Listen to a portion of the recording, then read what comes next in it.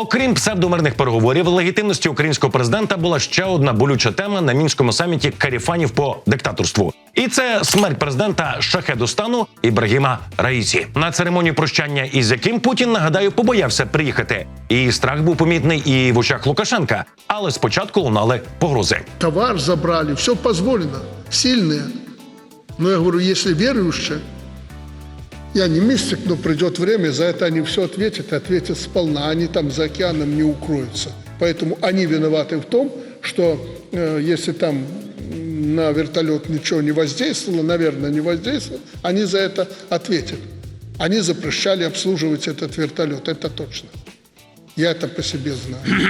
Схожу версію ми десь вже чули. Агент Моссаду Елі Копта, натренований англосаксами, сидів за штурвалом гелікоптера і ціною власного життя як камікадзе спровокував авіатрощу. Але Лукашенко клюнув на інше іранське ГПСО, яке розстережував колишній голова МЗС Ірану Мохаммед Джавад Заріф. Провина, начебто, лежить на американських санкціях, введених проти тегеранського режиму ще у 1995-му. Президент, скажу, мерзкая, омерзительная позиция Соединенных Штатов привела к этому.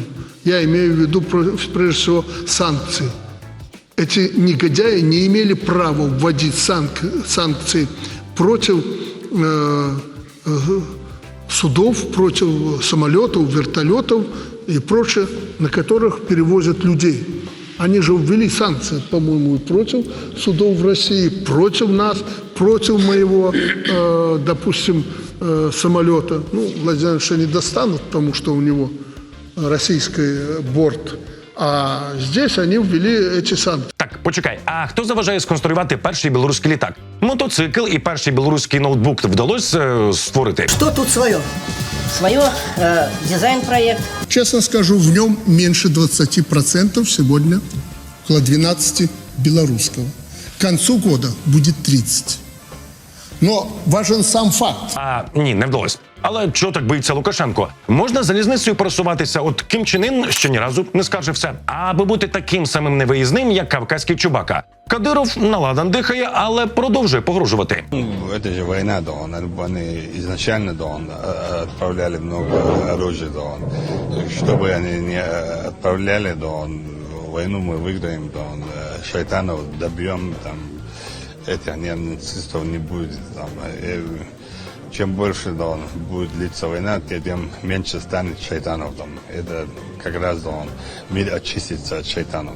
Не беру стверджувати про наркову недостатність, яку приписують у ЗМІ Кадирову, і постійну необхідність гемодіалізу, що точно обмежує мобільність і можливість вільно пересуватися. Але от недостатність нейронів точно помітна. Кадиров 17 років при владі у Чечні. Можна було протягом цього часу вивчити «Великий і могучий». Шайтани Дон, нацисти Дон і Зеленський у підвалі Дон. Какие судьба Зеленский будет после как он...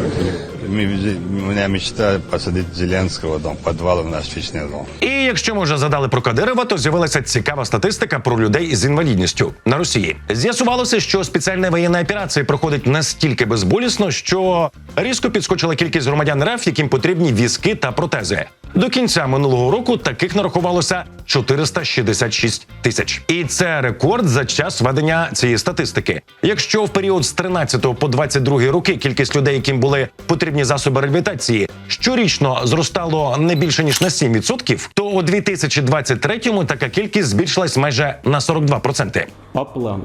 Все идет по плану.